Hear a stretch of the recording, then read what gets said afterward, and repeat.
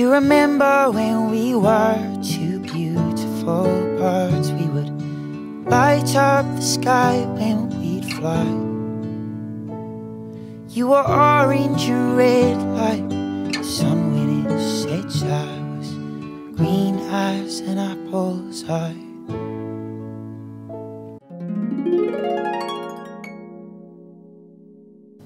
Rilis, kembali ke tengah. Sekarang bawa ke sisi yang kiri, arah sebaliknya, tundukkan kepalanya sedikit, menoleh ke bawah, sehingga kita memberikan stres di bagian sisi kanan leher kita yang area belakangnya. Oke, rilis, kembali ke tengah. Sekarang toleh ke sisi yang kiri, kita menoleh, miringkan. Jika teman-teman merasa nyaman, turunkan sepenuhnya dari matras dengan lengan terbuka atau lengan lebih menutup.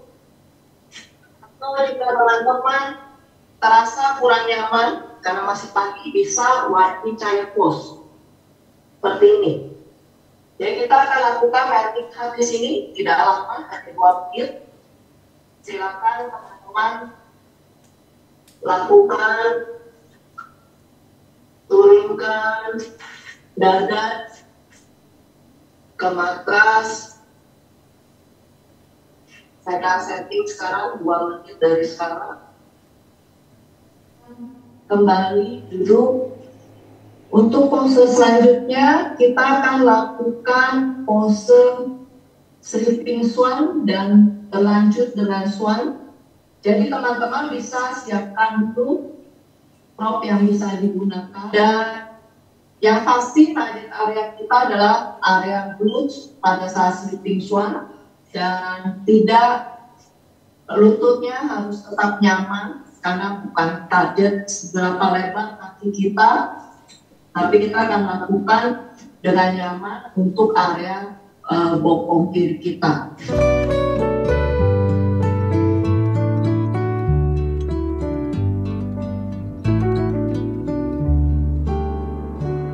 Do you remember when we were two beautiful birds? We would light up the sky when we'd fly. You were orange and red like sun when it sets. I was green as an apple's eye. Silakan singkirkan dulu beberapa alat yang digunakan. Tarik perlahan kaki, luruskan untuk kita lakukan rebound. Baik posisi berbaring, telungkup maupun telentang.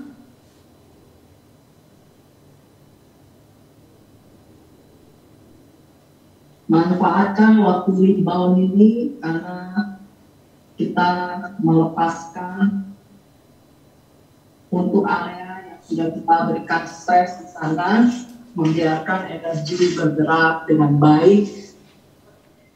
Tapi tadi yang waktu pose gini, yang saya merasakan sendiri karena saya ikutin apa yang instruksi dari Siska. Waktu melting kan diinfokan melting heart, ya udah oke, melting heart gitu kan. Saya kok rasanya kok susah banget ya menurunkan apa dada, karena memang kalau pagi-pagi belum panas gitu kan, untuk urusan backbend kan, apalagi backbend saya juga sesuatu bagi saya kalau backbend. Susah banget ya nurunin gitu, terus kalau lama tuh sesemutan. Setelah itu Siska baru bilang, well di child pose dulu kalau nggak enak gitu kan. Nah makanya kenapa nggak yang opsi yang mudah dulu saja, baru kemudian opsi yang lebih sulit instruksinya. Itu yang saya rasakan, karena saya merasakan, tapi begitu oke lah, pelan-pelan gitu. Akhirnya ada cuma 2 menit juga sih. Nah, kekurangan atau kesalahan yang saya lakukan juga, kayaknya mungkin enak terus lupa akan bawa props untuk di pubic bone pada saat seal gitu kan. Karena saya ngerasain begitu kemudian seal, pubic bone saya pun lama-lama sakit ya, jadi saya turun lagi aja ke spin gitu kan. Jadi saya ingat, oh iya sih, lupa menginformasikan di alasi, sama seperti yang waktu lutut dragon gitu ya. Kalau saya kan terus ingat, iya deh 2 menit saya alasin dulu aja gitu kan. Saya tunggu-tunggu karena itu kesalahan yang saya lakukan juga waktu itu. Dewi juga koreksi. Hal kecil kadang-kadang lupa pada saat kita melakukan. Untuk spin seal, seingat saya, jadi saya juga masih bertanya di sini, apakah kita bisa memulai dulu dengan yang intensitasnya sedikit lebih kecil, seperti spin dulu, nanti kita bisa naik ke seal, karena kan tidak semua orang langsung bisa ke seal, karena yang punya pergelangan tangannya yang sedikit wrist, yang pergelangannya sedikit lemah, apakah bahunya juga kuat untuk menopang.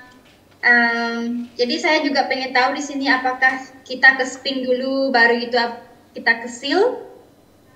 Tadi flow peaceful warrior-nya tadi kan dibilang kita lakuin bareng-bareng yang terakhir ya. Jadi saya masih di sini, Mbak Siskanya udah berubah. Jadi saya mau lihat ke layar, oh kok beda-beda, katanya kita bareng gitu. Jadi ke saya, aduh jadi cepat-cepat jadi. Itu sih sedikit dari saya. Terima kasih Mbak Siska, tapi udah bagus banget kok. Saya suka banget tadi, relax. Makasih. Thank you. Aku suka sih di Siska kayaknya orang itu nggak buru-buru gitu, take her time banget gitu.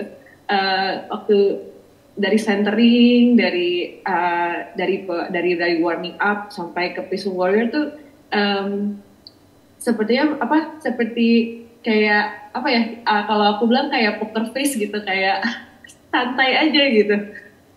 Enak sih pembawaan, jadi kita juga tahu kayaknya Siska kayak kalau kita sebagai muridnya we feel safe gitulah, kayaknya kayak santai gitu.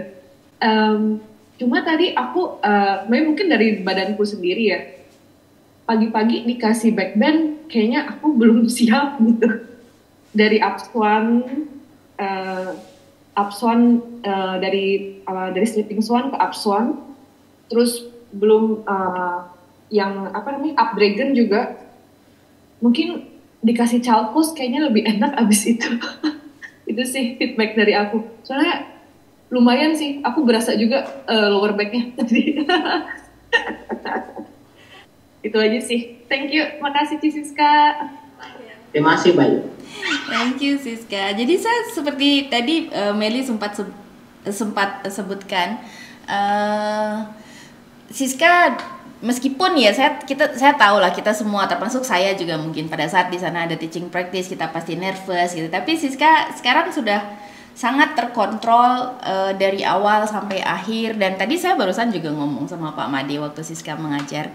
Saya kalau kilas balik lagi dari saat pertama Siska ikut Titi gitu, yang Siska kan tipenya juga perfeksionis gitu kan. Saya tahu kalau ada rasa kayaknya tadi saya nggak perfect nih, dia sudah mulai kepikiran gitu. Dan dari sekian lama mengikuti Titi ini, sekarang teman-teman, kalau saya mungkin karena saya melihat perubahannya gitu, seperti Meli ngelihat seperti ini, mungkin dulu pada saat pertama kali melihat akan jauh berbeda gitu. Dan itu sesuatu yang buat saya itu adalah kan pembelajaran ke dalam diri, bukan mengenai kita apakah sequence kita sudah bagus atau tidak, tetapi kita berhasil mengontrol diri kita sehingga pada saat kita berada di kelas yang orang-orang tangkap juga dari apa yang kita ajarkan kan bukan hanya mengenai sequence-nya, tapi apa yang kita sampaikan secara energetik itu juga akan tertangkap. Jadi meskipun tadi seperti ini karena kita ngelihat gurunya juga chill aja gitu, santai, jadi kita juga ngerasa aman-aman aja ikut kelas ini, tidak merasa di sana terbebani ataupun merasa harus melakukan sesuatu di luar kemampuan kita. Dan buat saya karena ini sesuai dengan yang waktu kita belajar teaching metodologi juga kan, hal pertama yang Paul sampaikan itu adalah tugas kita saat mengajar adalah menyediakan tempat, waktu yang orang-orang merasa aman untuk datang ke kelas kita. Kalau kita bicara mengenai energi yin dan yang, feminin, maskulin, ida, pinggala gitu, kiri itu biasanya diharapkan aktif saat kita melakukan aktivitas yang sifatnya menenangkan, meditasi, yoga gitu. Kanan itu saat kita aktif biasanya, seperti pada saat kita mencerna misalnya. Jadi kalau hidung kirinya saat kalian mau meditasi atau mau pranayama, kok hidung kirinya agak mampet ya gitu. Satu, kalian bisa pijat hegu di sisi kanan. Yang kedua, kalian bisa berbaring miring di sisi kanan, jadi hidung kirinya akan terbuka. Kalau masih ingat, habis sawasana, kadang-kadang kan saya minta coba cek hidung yang mana yang lebih aktif. Kalau hidung kanan lebih aktif, kita miring ke kanan. Jadi hidung kiri yang kurang aktif itu menjadi lebih aktif dia. Kalau hidung kirinya yang lebih aktif, kita miring ke kiri. Jadi hidung kanan yang tadinya agak kurang aktif atau agak mampet itu bisa terbuka. Kemudian berikutnya anxiety and depression. Jadi ini masuk dalam scope SAD ya namanya, stress, anxiety and depression. Kadang kita nggak sadar kalau kita stres. Kan kita hanya mengaitkan kadang orang stres itu dengan yang orang sudah depresi gitu, orang yang sudah kelihatan banget. Sebenarnya pada saat kita sudah merasa kayak nggak happy atau merasa kayak nggak puas atau badan rasanya kayak pegel nggak jelas, itu sebenarnya stres namanya bagi tubuh. Pada saat kita diam, kok rasanya ini nggak puas, kayaknya gelisah gitu di dalam diri kita meskipun belum mengarah yang menjadi anxiety, itu sudah termasuk ke ranah stres namanya. Jadi dalam TCM penyebabnya dikaitkan dengan gangguan emosional. Jadi bisa seperti ada rasa tersumbat di area tenggorokan gitu, area dada. Kemudian bisa disebabkan oleh pola makan yang tidak sehat, dan faktor jenis tubuh juga itu bisa mempengaruhi orang lebih rentan terhadap stres. Gitu. Jadi body constitution ataupun elemen itu juga tiap elemen itu juga memiliki kemampuan yang berbeda dalam memanage stres biasanya.